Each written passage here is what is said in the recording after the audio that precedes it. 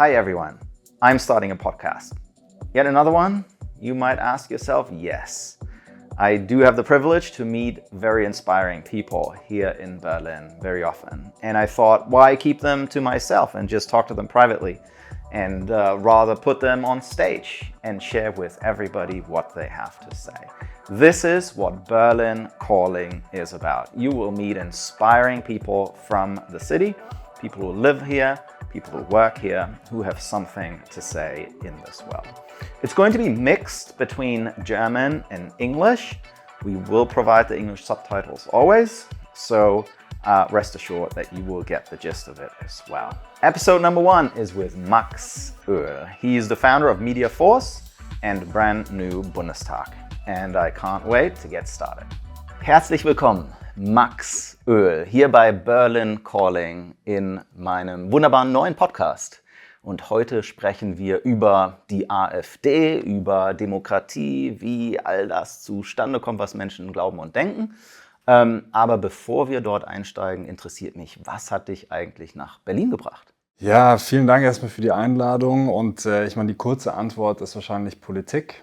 Und die längere Antwort wäre, ich habe hier mal ein Rechtsreferendariat gemacht, aber ich wusste auch, dass ich irgendwann mal in Berlin landen werde. Also dieses Gefühl hatte ich schon länger. Du hast Jura studiert, kommst nicht ursprünglich aus Berlin, kommst aus München, über Köln und wo warst du noch? Denn davor war ich in Heidelberg, ich war dann mal in der Schweiz, ich war auch mal in Kalifornien und so bin ich dann am Ende hier gelandet. Ja. Und jetzt im Paradies Berlin. Wie muss ich mir das vorstellen? Jura, Politik, was hat das miteinander zu tun? Ich habe Jura studiert in Köln ja vor allem längste Zeit und habe dort dann eine Refugee Law Clinic gegründet, studentische Rechtsberatungseinrichtung für Migranten und Geflüchtete, und bin darüber eigentlich so zum Sozialunternehmertum gekommen und dann wieder über dieses Migrationsthema auch zur politischen Interessensvertretung, habe im Bundestag gearbeitet, dort Abgeordnete beraten, und so bin ich am Ende eigentlich so in diese Politik im engeren Sinne gekommen. Ja. Okay, super. Okay, jetzt Thema AfD. Wir stehen kurz vor der Europawahl. Und die AfD ist in aller Munde. Eine Zahl, die du mit mir geteilt hast, die fand ich unglaublich. 81% aller Follower von politischen Parteien folgen der AfD. Also wenn man mal alle Follower zusammenzählt, 81% auf YouTube entfallen auf die AfD. Das ist ja der Wahnsinn. Schlafen die anderen oder macht die AfD etwas besonders gut? Wie funktioniert eigentlich heute diese politische Meinungsbildung? Also man muss auf jeden Fall sagen, dass die Parteien der Bonner Republik, wenn man so will, die verfassungstreuen Parteien, diesen Trend total verschlafen haben. Die AfD, als sie 2017 in den Deutschen Bundestag eingezogen ist, hat Alice Weidel gesagt, die Leute sollen AfD gucken und nicht mehr ARD. Hat einfach jetzt in dem letzten Jahrzehnt wirklich massiv investiert in diese Infrastruktur und es vor allem halt verstanden, auch Content zu produzieren, der die Leute interessiert, der irgendwie gut gemacht ist, wo eine Message-Discipline irgendwie durchscheint, wo man das Gefühl hat, ja, das sind einfach interessante Formate, die man gerne konsumiert. Und natürlich nutzt sie dann einfach auch die Möglichkeiten der sozialen Medien, auch über Targeted Advertising und so weiter. Es wird bestimmt einige Leute geben, die uns zuhören, die auch schon mal selber die Erfahrung gemacht haben, dass auf einmal ein Alice Weidel-Video in ihrem YouTube-Feed aufgepoppt ist. Und dadurch hat die AfD sehr erfolgreich große Reichweiten geschaffen. Wobei man sagen muss, dass auch diese offiziellen Accounts wirklich nur ein Teil der Geschichte sind, weil noch dazu kommen eine ganze Reihe an Accounts, die erstmal vielleicht in einem anderen Kontext erscheinen. Das können irgendwelche Anlagetipps oder sowas sein, die aber eigentlich, wenn man genauer hinschaut, im Wesentlichen die AfD pushen und eigentlich alle anderen politischen Kräfte versuchen zu delegitimieren. Ist ja spannend. Mediennutzung hat sich ja sowieso total verschoben. Wenn ich meine eigenen Kids angucke, die gucken nicht mehr das sequentielle Fernsehen und hören nicht die klassischen Radiosender. Musik hören sie auf Spotify und Videocontent konsumieren die ausschließlich auf YouTube, TikTok, Instagram und so weiter und hangeln sich dort von einem Video zum nächsten, auch natürlich befeuert durch den Algorithmus, der Dinge dann entsprechend vorschlägt. Aber hilf uns doch mal so ein bisschen zu verstehen, wie sieht dieser Content aus? Sehe ich dort typischerweise eine Alice Weidel, die dann zu mir spricht und sagt, Gero, Ausländer sind ganz böse, wir müssen auf unser Land aufpassen? Oder ist das subtiler? Wie ist dieser Content gebaut? Also genau, man kann, wie gesagt, ja unterscheiden, so diese offiziellen Kanäle, wo dann wirklich Alice Weidel oder so vorkommt, zum Beispiel diese offiziellen Parteikanäle. Es gibt aber dann diese anderen Kanäle, da kommen erstmal Leute vor, die erzählen dir, wie gesagt, alles Mögliche über irgendwie, was die besten ETFs sind oder vielleicht es kann auch um Fußball gehen oder irgendwelche anderen populären Themen. Und dann, wenn man sich aber, wie gesagt, dann mal so diesen ganzen Feed anschaut, was die Leute so produzieren, dann wird einem immer wieder auffallen, jetzt wird hier auf einmal wird hier politisiert. Ja? Jetzt wird hier eine bestimmte politische Richtung gepusht und dann geht es dann darum, dann werden so klassische Narrative irgendwie aufgegriffen, die Ampel wird irgendwie angefeindet als irgendwie total hoffnungslose Regierung, die nichts auf die Reihe bekommt. Es werden bestimmte Positionen verstärkt, zum Beispiel migrationsfeindliche Positionen, einfach generell rechtsextreme Narrative. Und aber eben in diesem Kontext, dass man das Gefühl hat, das sind Leute, die eigentlich halt einfach ganz normal, so wie du und ich, aus der Mitte der Gesellschaft irgendwie kommen und einfach ihre politische Meinung kundtun. Wenn man aber sich mit der politischen Kommunikation auseinandersetzt und einfach sieht, was für Messages da immer wieder wiederholt werden, dann ist es ganz eindeutig, dass die eingebettet sind in einen quasi großen politischen Akteur, der eben die rechtsextreme Seite ist. Und all das zahlt auf dieses gemeinsame Narrativ ein. Das übergeordnete Narrativ von Populisten ist eigentlich immer, egal ob von rechtsextremer oder linksextremer Seite, es gibt quasi eine korrupte Elite da oben, die das Volk ausbeutet und die Populisten sind die wahre Stimme des Volkes und sagen halt, wie die Dinge wirklich sind. Ja, also das ist dieses Narrativ und auf dieses Narrativ zahlen dann eben auch diese Kanäle ein, auch wenn sie aus einem anderen Kontext kommen. Wir hatten ja die Bauernproteste, die wir alle live erlebt haben. Wie hat es dort funktioniert? Wie muss man sich das vorstellen? Dort war Frustration und auf einmal kommen dort wiederum Narrative von der AfD und so weiter zum Vorschein. Wie muss man sich das vorstellen, wie sich so etwas entwickelt und wie dort die verschiedenen Dinge verknüpft werden? Genau, die Bauernproteste sind, glaube ich, ein gutes Beispiel, weil sie natürlich an einen wirklich realen Protest von Bauern und Bäuerinnen anknüpfen. Ja, also damals diese Subventionsstreichungen, die die Ampel ins Auge gefasst hat, die dann zu diesem realen Protest geführt haben. Und dann erfolgt diese quasi Unterwanderung durch quasi die AfD, durch quasi Rechtsextremisten, wo dann aber auch ständig suggeriert wird, dass das alles die Stimmen der Bäuerinnen und Bauern sind. Dabei vermischt sich dann da quasi dieser politische Gegner, ja, wirklich mit den Leuten, die einfach real einfach ihre Meinung äußern wollen. Und das ist natürlich genau das Problem, wenn diese Meinungsäußerungsfreiheit, die ja Grundlage unserer Demokratie ist, auch genauso wie die Versammlungsfreiheit und so, dann eigentlich manipuliert wird, um eine eigene parteipolitische Agenda zu pushen und in dem Fall nicht nur eine klassische parteipolitische Agenda, sondern ja auch eine verfassungsfeindliche Agenda. Also in dem Fall haben wir haben sicherlich viele von uns noch die Bilder vor Augen, wie Robert Habeck auf dieser Fähre bedrängt wurde, ja, wo dann ja auch im Nachhinein recherchiert wurde, dass viele Leute unter dieser Menge waren, die irgendwie Verbindungen zur AfD oder rechtsextremen Kreisen haben. Und da wird dann erstmal sozialmedial und auch in den herkömmlichen Medien suggeriert, ja, das sind einfach die Bäuerinnen und Bauern, die Habeck da bedrängen. Aber in Wirklichkeit sind es Rechtsextreme, die eben dann versuchen, diese Situation für eigene Zwecke zu instrumentalisieren. Kommen wir nochmal auf Social Media. Du hast erwähnt, es gibt zum Beispiel Content rund um ETFs oder andere erstmal ganz unpolitische Themen. Die Leute, die dort diese Kanäle betreiben, die den Content produzieren, werden die finanziert, gesponsert oder sind die einfach so politisch überzeugt, dass sie dort dann sozusagen ihre eigenen Interessen dort mit unterbringen? Wie muss man sich das vorstellen? Wie sehr ist das designt oder wie sehr ist das einfach nur ein schlaues Aktivieren von der Fanbase, die es ja gibt für die AfD? Also man kann wahrscheinlich und muss wahrscheinlich davon ausgehen, dass es beides ist. Also dass es sowohl Leute gibt, die wirklich einfach aus einer eigenen Überzeugung sich da einfach stark engagieren und als Freiwillige in ihrer Freizeit diese Sachen tun. Aber es gibt natürlich auch, davon müssen wir ganz stark ausgehen, organisierte Strukturen, ja? Weil wir quasi einfach in der Masse dessen, was wir erleben, diese 81% hast du angesprochen, es sehr unwahrscheinlich ist, dass es alles Leute sind, die quasi, weiß nicht, ihre Jobs schmeißen und dann die ganze Zeit am Tag irgendwie 3 Videos produzieren auf YouTube. Ja? Das wird sich niemand dauerhaft leisten können. Die Sache ist, dass niemand so richtig nachweisen kann, wo dieses Geld herkommt, was es für Zahlungsflüsse sind. Es gibt ja so aus dieser Zeit 2015 bis 2017 einige Recherchen, dass es zum Beispiel ja Gelder gab aus der Schweiz, die dann in so AfD-nahe Vereinskanäle geflossen sind, wo dann irgendwie Zeitungen gedruckt wurden und so. Das Ganze passiert auch heute noch, können wir von ausgehen. Und es gibt natürlich auch immer wieder diese Mutmaßungen, dass massive Zahlungsflüsse auch aus Russland nach Deutschland und in eben AfD-nahe Kreise erfolgen. Auch da gibt es natürlich jetzt diese Vorwürfe gegenüber Peter Büstron. Es gibt sonst noch quasi keine weiteren konkret erhärteten Zahlungsflüsse. Es gibt aber natürlich ganz viele, ob das jetzt investigative Journalisten sind oder ob es Nachrichtendienste sind, die quasi nach diesen Verbindungen suchen. Und es gibt ja auch quasi belegte Zahlungsflüsse von russischer Seite an alle möglichen Extremisten in ganz Europa, ja, ob das auch dann in Frankreich ist, ob es in Österreich ist. Am Wochenende ist nochmal so ein großes Piece in Politico erschienen zu den Verbindungen zwischen Putin und der FPÖ in Österreich. Und man kann nur spekulieren, dass es da massive Verbindungen geben muss.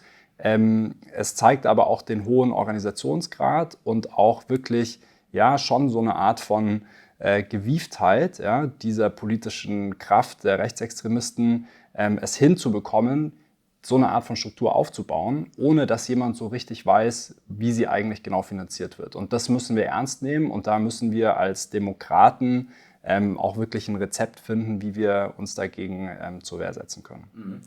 Zu dem Thema Russland-AfD. Hilf uns nochmal zu verstehen, warum hat Russland überhaupt ein Interesse, die AfD als Vehikel womöglich zu nutzen?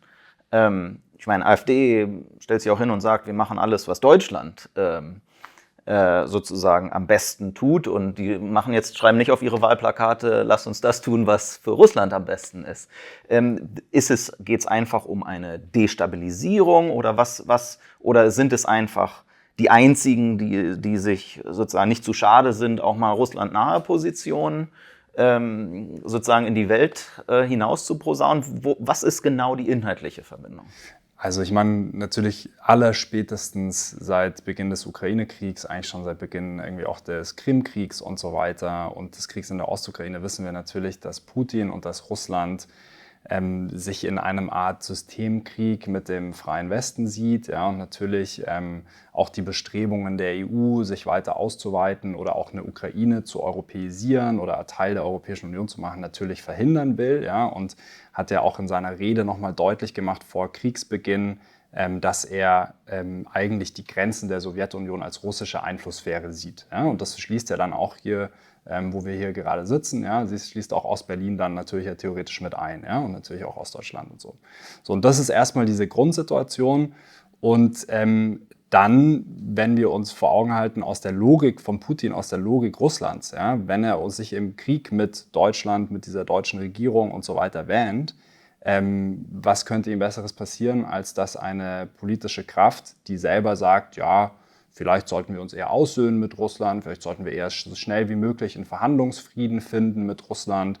Was könnte ihm besser passieren als das? Ja? Also diese quasi Destabilisierung unserer Regierungen ist ja genau in seinem Interesse und deswegen diese Finanzierung von der AfD, aber genauso kann man, also auch da kann man nur spekulieren, ja, weil es gibt auch da keine erhärteten Beweise. Aber man kann spekulieren, dass auch Verbindungen bestehen zu Sarah Wagenknecht. Ja. Wenn man sich ihre Pressekonferenz vor Augen hält, mit der sie ihre neue Partei gelauncht hat, wo es dann sofort darum ging, dass wir wieder russisches Gas kaufen sollten, muss man davon ausgehen, dass es da auf jeden Fall mindestens eine ideologische Nähe gibt. Und es liegt eben auch nahe, dass es auch eine andere organisatorische Nähe gibt. Ja. Das Thema Finanzierung. Geld fließt, um politische Kampagnen zu unterstützen. Ich meine, es fließt ja auch viel Geld aus privater Hand. Inwiefern ist es jetzt problematischer, dass zum Beispiel Russland als staatlicher Akteur dort womöglich aktiv wird, versus dass jetzt einfach reiche Deutsche sagen, ich habe eine Meinung und ich gebe jetzt x Millionen, um meine Meinung sozusagen vergrößert zu sehen im demokratischen Diskurs. Gibt es da Ist das ein Topf oder also ist es ganz grundsätzlich problematisch, dass dort Finanzierung passiert und dadurch mehr Fokus geschaffen wird? Oder macht es tatsächlich einen Riesenunterschied, ob es jetzt ein staatlicher Akteur ist oder auch Einzelpersonen zum Beispiel aus Deutschland? Also grundsätzlich ist es eine Entwicklung, die glaube ich, niemand gutheißen kann. Ja, wir haben die staatliche Parteienfinanzierung aus einem bestimmten Grund, ja, dass wir halt sagen, diese Mittel, mit denen sollen die Parteien dann aber auch zurechtkommen und dass wir jetzt offensichtlich eine Situation haben, in der Privatpersonen auch mit größeren Beträgen sich in diese Art von politische Meinungsbildung einmischen, ist, glaube ich, wirklich auch für Deutschland keine schöne Entwicklung. Wir kennen alle die Zustände in den USA, wo dann irgendwie jetzt 2024 wahrscheinlich über 1 Milliarde US-Dollar für diesen Wahlkampf ausgegeben wird. Und was das mit der politischen Kultur macht, ist sehr bedenklich. Ja? So, that being said, wenn man jetzt versuchen will, irgendwie zu priorisieren, wahrscheinlich könnte man irgendwie argumentieren, dass tendenziell Leute, die halt hier aber in der Gesellschaft leben, ja, hier irgendwie ihre Geschäftstätigkeit nachgehen, dass es da noch mehr eine zumindest geografische Nähe gibt, ja, zu diesem politischen Ding. Und bei Foreign State Actors, ja, wenn die natürlich versuchen, sich einzumischen in demokratische Prozesse in anderen Ländern, ist es natürlich eine quasi klare Manipulation. Wir kennen ja auch alle noch die Geschichte 2016 mit der US-Wahl, Trumps Wahl. Ja, so, also da liegt es eben auch nahe, dass natürlich Russland eine Rolle gespielt hat, ja, mit Hillary Clintons E-Mails, WikiLeaks, all diese Verbindungen. Ja. Also wir müssen wahrscheinlich uns halt immer stärker vor Augen halten, dass wir wirklich Foreign State Actors haben, in dem Fall Russland, die sich schon lange in einem Art von kalten, ja, oder so sozial-medial hinter den Kulissen geführten Krieg mit dem freien Westen sehen. Und diese Auseinandersetzung müssen wir halt auch als Demokraten im Politischen dann halt annehmen. Okay, jetzt gucken wir mal ein bisschen auf dich, Max. Wieso sitzt der Max hier überhaupt und was hat der mit all dem zu tun, außer dass du dich dafür interessierst und da scheinbar auch viel Zeit mit dem Thema verbringst. Du hast eine Organisation gegründet, Media Force, die hier aktiv mitmischt. Was macht ihr genau? Also Media Force ist eine Kampagnenagentur gegen Extremismus, ja, eine Full-Service-Social-Media-Agentur, und wir beraten im Wesentlichen zivilgesellschaftliche Akteure dabei, wie sie sich stärker gegen Extremismus zur Wehr setzen können. Und wir haben sehr genau beobachtet, wie Anfang des Jahres ja dann anlässlich der Korrektivrecherchen die Proteste losgingen, ja, die prodemokratischen Proteste, und haben gesagt, okay, wir müssen es eigentlich schaffen, dass diese prodemokratischen Proteste sich in die sozialen Medien verlängern. Weil natürlich die sozialen Medien heute eine so große Relevanz haben für die politische Meinungsbildung wie eigentlich noch nie zuvor. Wir wissen, dass immer mehr Leute keine herkömmlichen Medien mehr konsumieren und dementsprechend auch eben ihre politischen Informationen und ihre politische Willensbildung auf Grundlage von irgendwelchen Social-Media-Channels im Endeffekt bewerkstelligen. Das können einfach natürlich normale TikTok, Instagram, Facebook, YouTube-Streams sein. Es ist aber viel auch Dark Social, also sprich quasi irgendwelche geschlossenen Gruppen, Telegram-Chats, WhatsApp-Familienchat kennt vielleicht jeder, wenn dann da irgendwie mal wieder ein Meme rumgeschickt wird, oder auch geschlossene Facebook-Gruppen. Und wir müssen eine Antwort darauf finden, wie wir in dieser Situation, wo eben dieses herkömmliche Mediensystem, das lange unsere Demokratie stabilisiert hat, natürlich auch mit den Öffentlich-Rechtlichen und so, immer stärker diese systemstabilisierende Funktion einbüßt, wie wir es schaffen, eben auch in den sozialen Medien unsere demokratische Diskurskultur zu stabilisieren. Und wir sehen uns da eben vor allem als Dienstleister für viele unterschiedliche Akteure, ob das zivilgesellschaftliche sind oder auch größere Institutionen aus der Wissenschaft oder so, wie sie da eine stärkere Stimme bekommen können in dieser Auseinandersetzung. Seid ihr Cambridge Analytica für die Guten oder wie muss man sich das vorstellen? Naja, also Cambridge Analytica hat ja vor allem eine Form von Targeting betrieben, die auch heutzutage nicht mehr möglich ist. Ja, und natürlich auch einfach in einem Umfang und in Volumina, wo wir nicht sind an der Stelle. Und wir sind wirklich quasi darauf fokussiert, mit der Zivilgesellschaft zu arbeiten, ja, und da auch stark eher auf der Content-Creation-Seite zu agieren. Wir legen jetzt nicht irgendwie quasi Psychogramme und Profile von zig Millionen Menschen an. Ja? Das ist zum einen also auf Meta auch gar nicht mehr möglich, und das ist auch nicht die Mission von Media Force. Ja. Das heißt, was macht ihr? Ihr macht Katzenvideos, wo ich dann einen potenziellen AfD-Wähler quasi weghole von extremen Narrativen? Oder wie muss ich mir das ganz konkret vorstellen, was ihr macht? Also wir haben im Endeffekt dann ja unterschiedliche zivilgesellschaftliche Akteure, die sagen, hey, wir wollen zum Beispiel eine Kampagne starten. Ja? Wir wollen eine Kampagne starten, die irgendwie demokratiestabilisierend ist und vieles davon sind dann eben so Kampagnen, die quasi die Bubble für die eigene Bubble macht. Ja? Und dann ist natürlich wenig geholfen, ja? Weil ich gehe davon aus, dass du genauso auf dem Boden der freiheitlich-demokratischen Grundordnung stehst wie ich. Und wenn wir uns jetzt beide gegenseitig darin bestärken, dass wir Demokraten bleiben sollten, dann ist das zwar schön für uns beide, aber der Gesamtsituation von immer mehr extremistischen Wählerstimmen und so ist damit natürlich nicht geholfen. So, deswegen stehen wir natürlich grundsätzlich vor der Herausforderung, Leute zu erreichen, die vielleicht eben nicht so wahnsinnig davon überzeugt sind, dass die Demokratie gerade das richtige System ist oder die halt vielleicht denken, ja, ich kann jetzt schon mal so eine extremistische Partei wählen, weil das ist ja eigentlich nicht so gefährlich und die sind ja eigentlich schon auch irgendwie demokratisch. Ja. Und wir fokussieren uns darauf, eben immer wieder auch in Kampagnen zu sagen, okay, wie können denn Botschaften formuliert werden, die für eine breitere Zielgruppe eigentlich relevant sind und die auch von einer breiteren Zielgruppe wirklich wahrgenommen sind. Weil wir müssen dringend raus aus dieser quasi Vereinzelung, ja, und auch diese, wie gesagt, auch da wieder der Blick in die USA, wenn man sich diese Polarisierung anschaut, wo dann quasi im Wesentlichen zwei unterschiedliche Gruppen, Demokraten und Republikaner, gegeneinander schießen. Das ist natürlich kein Zustand, den wir uns irgendwie hier herholen wollen, ja, sondern wir wollen dafür sorgen, dass wir aus den verschiedenen Kontexten, aus denen wir kommen, auch aus den politischen Traditionen, natürlich ja immer noch weiterhin im Diskurs sind. Und wir versuchen im Endeffekt den Diskurs zu öffnen. Es können unterschiedliche Instrumente sein. Wir fokussieren uns vor allem auf diese Kampagnen und auf die Inhalte eben von den Organisationen, die wir beraten. Ja. Das heißt, ihr wisst so ungefähr, wer sind die Leute, was sind die Segmente, die empfänglich sind für AfD-Inhalte? Und ihr geht dann dort genau rein in diese Segmente mit Content, mit Social Media Engagement, in die Telegram-Gruppen und so weiter und so fort und fangt dann an, dort mit Content aktiv zu werden? Oder wie muss man sich das vorstellen? Also wir schauen uns natürlich unterschiedliche Zielgruppen und Zielgruppensegmente an. Ja, das ist ja quasi einfach auch klassisches Marketing, klassische Kommunikationsarbeit.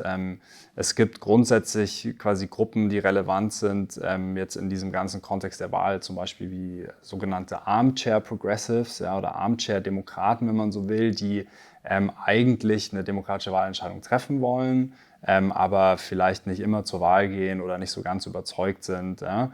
Und die zum Beispiel zu mobilisieren, ist eine wichtige Aufgabe. Das sind dann quasi so Rock-the-Vote-Kampagnen, die ja jetzt auch, wo es ja einige davon gibt, wo man eben Leute dazu animiert, halt wirklich dann auch wählen zu gehen. Und dann gibt es natürlich auch eine Reihe von Wählern, die vielleicht liebäugeln mit der AfD, vielleicht Sympathien zeigen an der einen oder anderen Stelle, aber sich auch unsicher sind und die natürlich auch zu erreichen und zu überzeugen von einer prodemokratischen Position, sodass es natürlich sind dann weitere Segmente, an die man denkt. Was würde passieren, wenn du jetzt sagst, meinen nächsten Urlaub will ich in Russland verbringen? Und du landest dort am Flughafen oder ich weiß jetzt nicht, wie mit den Einschränkungen, was da überhaupt möglich ist, nach Russland einzureisen. Was würde dann passieren? Dann würde man sagen, Max, schön, dass du hier bist. Oder man würde dich gar nicht kennen. Oder man würde sagen, hier kommt gerade der politische Feind auf unser Territorium. Also das kann ich tatsächlich nicht beantworten, da kann ich auch nur spekulieren. Ich war diverse Mal in Russland, mir hat es sehr gut gefallen dort. Ich war in Moskau und in St. Petersburg unter anderem und fand die Leute da immer sehr, sehr, sehr, sehr cool und ehrlich und authentisch. Was dann genau passiert, wenn ich sage, okay. Who knows, ja. Okay, aber es ist ja schon erstaunlich, jetzt nochmal auf Deutschland gesprochen, mit Mediaforce bekommst du natürlich auch mehr Aufmerksamkeit und gerade die AfD-nahen Kreise, die sehen, oh, da gibt es jemanden, da gibt es eine Organisation, die aktiv versucht, Narrative zu entlarven oder Leute sozusagen auf andere Spur zu bringen. Wie äußert sich das ganz konkret für dich, für dein Leben? Fühlst du dich sicher auf der Straße? Gibt es dort Dinge, die du selbst am eigenen Leib sozusagen miterlebst? Ja, ich meine, das ist leider ja Normalität geworden für die Leute, die sich gegen Extremismus positionieren, dass sie in den sozialen Medien entsprechende Anfeindungen erleben.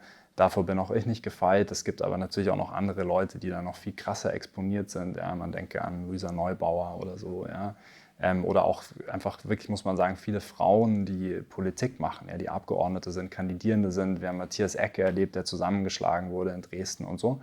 Und es ist leider so, dass wir wahrscheinlich zu lange gezögert haben, entschlossen gegen Extremismus vorzugehen, sodass wir so eine Art von Klima haben grassieren lassen. Und wenn wir jetzt aber was dafür tun wollen, dass es nicht schlimmer wird, dann müssen wir dem entgegentreten und dann darf es da auch kein Zurückschrecken geben. Ja, das ist dann schon auch der Preis, den wir zahlen müssen für die Verteidigung der Demokratie, und ich persönlich bin gerne dazu bereit, ja, mich auch dann so entsprechend zu äußern.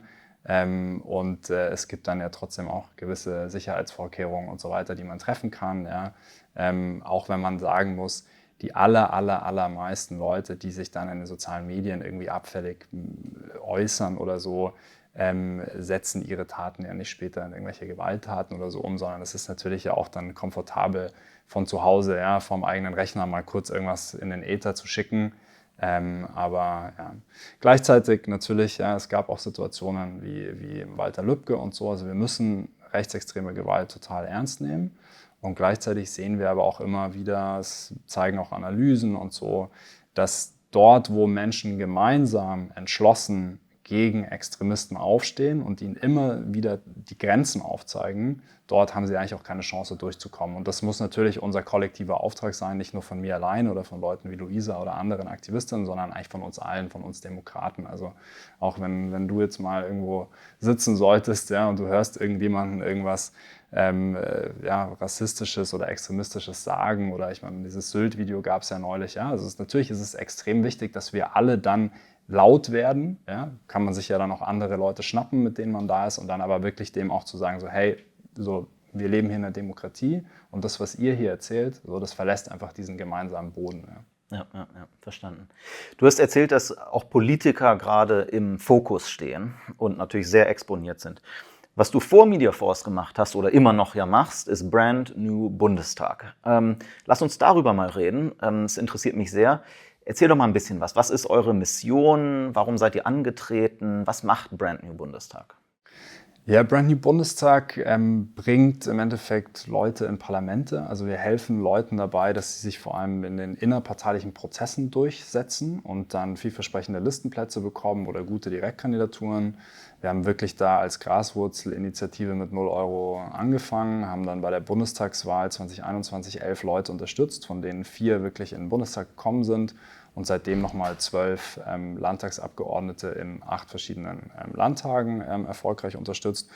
Und jetzt unterstützen wir auch gerade 30 Leute bei den Landtagswahlen in Sachsen, Brandenburg und Thüringen. Und im Endeffekt, also diese Art von Tätigkeit ist dann eine Analyse eigentlich geschuldet, dass wir schon viele Leute haben, die halt den Parteien der Bonner Republik, den verfassungstreuen Parteien in vielen Bereichen keine Lösungskompetenz mehr zumessen, die sehr unzufrieden sind damit, ja, die unser parteipolitisches System als eher undurchlässig verstehen, die vielleicht sich abwenden, die ihre Wahlentscheidungen nach dem Prinzip fällen, so was ist das kleinste Übel. Und wir glauben an die repräsentative Demokratie. Wir glauben daran, dass es immer noch die beste Staatsform ist, die sich die Menschheit ausgedacht hat. Aber wir glauben auch, dass sie nur dann wirklich ihr volles Potenzial entfalten kann und auch überleben kann, wenn glaubwürdige, authentische, mutige Persönlichkeiten in diesen Positionen sind. Und leider funktionieren parteiinterne Prozesse, parteiinterne Logiken häufig anders, weil zum Beispiel Leute eher belohnt werden, die einfach lange schon da sind oder die sind jetzt mal dran oder die werden als verlässlich eingestuft. Aber es geht wenig um eben zum Beispiel so diese Authentizität oder auch so eine Verknüpfung mit einfach zivilgesellschaftlichen Strömungen oder auch einfach persönliche Kompetenz. Und wir werben dann eben für Leute, bei denen wir diese Qualitäten sehen, in diesen parteiinternen Strukturen und helfen ihnen dabei, dass sie sich durchsetzen und dann in die Parlamente kommen. Viele Quereinsteiger, die nicht aus dem politischen System oder dort nicht groß geworden sind, sondern von außen kommen. Haben wir zu wenig Quereinsteiger in der Politik? Ist das so eine allgemeine Feststellung? Oder ist das gar nicht der Punkt? Und der Punkt ist mehr, es ist eine Art von Charakter und Wesenszug der Leute, von denen wir zu wenig haben. Also in unserem politischen System, in der Demokratie, ist ja total entscheidend, wer ist Abgeordneter, wer sind unsere Minister, was haben die für persönliche Qualitäten. Und wir sagen, wir können uns eigentlich nicht länger dem Luxus hingeben, dass wir einfach den Parteien überlassen, dass sie nach ihren internen Logiken, eben nach diesen internen Belohnungssystemen eigentlich dann Leute auswählen und denen nach oben verhelfen. Ja? Sondern natürlich muss es um Kompetenz gehen, natürlich muss es um diese Authentizität gehen und wir brauchen einfach Leute, die halt auch irgendwie nahbar sind, die diese Demokratie gut verkörpern. Und ich will auch gar nicht damit suggerieren, dass das nicht auch der Fall wäre über weite Strecken. Es gibt sehr, sehr viele Leute in Deutschland, die politisch aktiv sind, aus total den richtigen Motiven und auch einen guten Job machen. Nur wenn wir uns so das System insgesamt anschauen, dann haben wir eben ein Problem, weil wir seit 1949 die niedrigsten Zustimmungswerte haben zu Parteien und generell zu ihren Kompetenzen und natürlich auch so die Beliebtheitswerte von Politikern und so auch sehr, sehr gelitten haben. Und wir deswegen Antworten finden müssen, wie wir auch natürlich jetzt gerade in einer Demokratie, die immer digitaler ist, ja, wo eben der politische Wettbewerb in den sozialen Medien ausgetragen wird, wo wir halt da wirklich Leute haben, die das mit Leben füllen können. Ja, so. Habt ihr einen Fokus auf bestimmte Parteien oder ist es parteienübergreifend? Es ist parteiübergreifend. Wir würden nie mit der AfD zusammenarbeiten. Wir arbeiten mit den Parteien, die klar eindeutig prodemokratischen verfassungstreu sind und haben auch in der Vergangenheit Leute in diesem Spektrum von Linkspartei bis Union unterstützt. Genau, ich habe gesehen, also SPD, Grüne, CDU, FDP auch schon Kandidaten untergebracht. Insofern ist ja auch schön zu sehen, dass die Parteien dann ja auch offen sind für euren Ansatz und die Kandidaten ja auch zulassen und dann gerne umarmen, wenn sie auch erfolgreich sind. Insofern ist es sehr schön zu sehen. Gab es eigentlich, in den USA gab es eine ähnliche Organisation? War das Inspiration für euch, Brand New Congress, oder kam das parallel? Was ist da der Zusammenhang? Unbedingt. Also das war tatsächlich so auch meine Inspiration, in Deutschland Brand New Bundestag zu starten. Es gibt ja diese Netflix-Doku, die auch mittlerweile gleich auf YouTube man sich angucken kann, Knock Down the House, ja, frischer Wind im Kongress, wo eben Brand New Congress und Justice Democrats begleitet werden und dann am Beispiel von Alexandria Ocasio-Cortez, AOC, auch so, dass so durchexerziert wird, wie eigentlich diese Funktionsweise dieser Organisation ist. Und ich habe mir das irgendwie, glaube ich, im Mai 2019 direkt, als die Doku rauskam, angeschaut und habe sofort gesagt, so, okay, wie können wir sowas aufs deutsche System übertragen? Ja, spannend, ich habe mir das auch angeguckt und da gab es diese Szene, wo es irgendwie so eine Wahlveranstaltung gab, wo dann der Gegenkandidat gar nicht erst angetreten ist, weil er sicher war, er kriegt ja sowieso die Stimme. Und das war ein schönes Beispiel, wie man so total detached ist ja auch von den Wählern am Ende des Tages. Alexandra, der dann erfolgreich auch durchgegangen ist durch die verschiedenen Mechanismen. Sehr gut. Also können wir hoffen, dass auch noch viel weiteres, frisches, junges, nicht nur jung, oder? Es geht nicht um Alter, oder? Bei Brand New Bundestag? Nicht zwangsläufig. Also wir haben schon die meisten Leute, die wir unterstützen, sind so zwischen, würde ich sagen, 20 und 35 so von unseren Kandidierenden. Aber Alter spielt keine Rolle. Wir haben zum Beispiel auch Anti-Grotus unterstützt, die, glaube ich, in ihren 50ern ist, in NRW. Also das ist nicht das ausschlaggebende Kriterium. Ne? Okay, nee, super. Also können wir uns noch freuen auf viele weitere spannende Kollegen, die ihr unterstützt und ins politische System hineinspielt. Wann weiß ich denn, dass Politik das Richtige für mich ist? Wann und wie werde ich Politiker? Ich frage deswegen, viele Leute haben schon gesagt, Gero, willst du nicht auch Politiker werden? Ich habe gesagt, oh mein Gott, I don't know, I don't think so. Wann weiß ich denn, dass das politisches Engagement bis hin zum Politiker werden das Richtige für mich ist? Für all die Leute, die jetzt zuhören, zu sagen, oh, vielleicht ist das ja auch was für mich. Also ich glaube, was die Leute auszeichnet, die wir unterstützen und die wirklich dann auch einen guten Job machen, ist eine tiefsitzende intrinsische Motivation, unsere Gesellschaft an irgendeiner Stelle zum Besseren zu verändern. So. Und wenn es diesen Politisierungsimpuls gibt und zu sagen, ich möchte diese Gesellschaft mitgestalten, dann ist das meistens was die Leute lange trägt.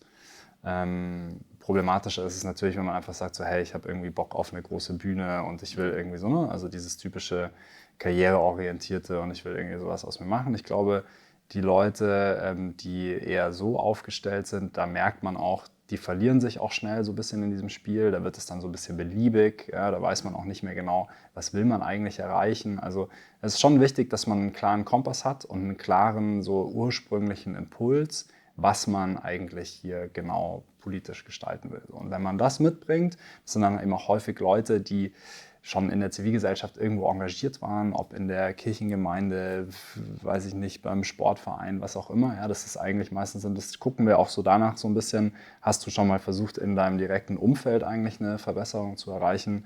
Meistens sind das Menschen, die so unterwegs sind. Ja. Lass uns mal über Unternehmen reden und deren Rolle in dieser politischen Meinungsbildung, in dem politischen Diskurs. Du weißt, ich selber bin bei SAP, ja, einer der großen Companies ja auch hier in Deutschland.